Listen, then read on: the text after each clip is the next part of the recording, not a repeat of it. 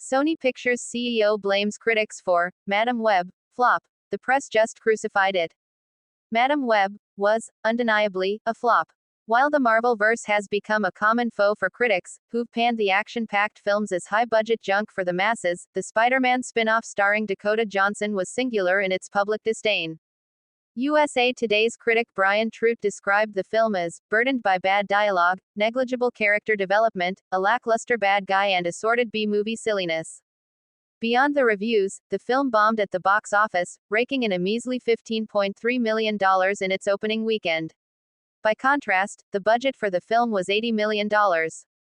Tony Vinciquerra, chairman and CEO of Sony Pictures Entertainment, which backed the movie, sees the story differently.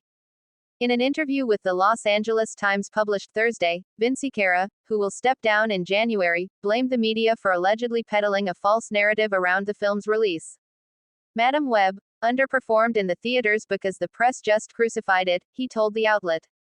For some reason, the press decided that they didn't want us making these films out of Kraven the Hunter and Madam Web, and the critics just destroyed them. Kraven the Hunter, another Spider-Verse project released earlier this month, also suffered at the box office. Criticism of Madam Web stretched beyond just the critics' corner, however. Even Johnson seemed lukewarm about the project. During the film's press tour, the actress told Bustle, "Unfortunately, I'm not surprised that this has gone down the way it has." Lamenting the committees assembled by film studios, Johnson told the outlet, "My feeling has been for a long time that audiences are extremely smart, and executives have started to believe that they're not." When asked about a change in strategy for future films, Vinciquerra heaped more blame onto critics. "I do think we need to rethink it, just because it's snake-bitten," he told the LA Times. "If we put another one out, it's going to get destroyed, no matter how good or bad it is." Vinciquerra's comments come as major studios continue struggling to attract viewers to the theater. Blockbusters such as Wicked and Barbie are the exception, not the rule.